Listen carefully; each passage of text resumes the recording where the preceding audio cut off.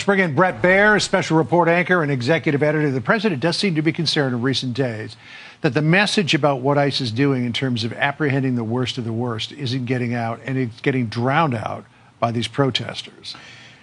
John, good afternoon. I think he was very clear in that press conference at the White House in the briefing room, where he spent a lot of time going through that stack of papers of convicted criminals, illegal immigrants who've been convicted of various crimes and murders and rapes and assaults, and going through them slowly and lifting them up and showing them to reporters, saying that that's not the emphasis that's getting focused on. And I think that that's, sinking in. If you look at some of the polls, there's a Wall Street Journal poll of if Republicans or Democrats are handling immigration better.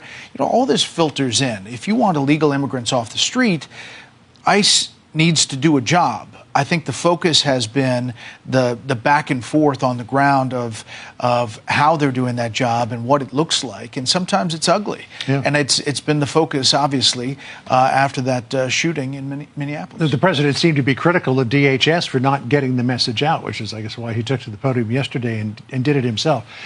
We've showed some video of 10 years ago, many documentaries that were done on ICE, essentially doing the same thing, going in, apprehending criminal illegal aliens and other people who are just simply in this country illegally. There didn't seem to be the same hue and cry that there is now. Critics say, well, that's because ICE was conducting themselves differently. But when you consider that some 10 million people crossed the border illegally in the 4 years of the Biden administration, and 7 million of them were released into this country, ICE has got a much bigger job than they ever did in 2016. Well, it's massive, and then there's the political side of it, because it's tied to Donald Trump. It is a big pushback ideologically. So you have sanctuary cities and sanctuary states that are not working with ICE and refusing to even help them with the release of prisoners inside prisons.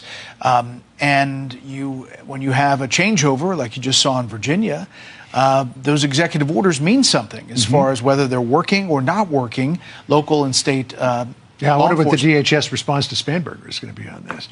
You've got Mark Rutte, the NATO Secretary General, on your program this evening. He had an interesting statement to some of his other European neighbors on a panel earlier in Davos, where he said, I know that I'm not very popular with you right now because I'm defending Donald Trump. But he said that Trump has been great for NATO. And now over Greenland, there's all this talk of Trump is trying to destroy NATO.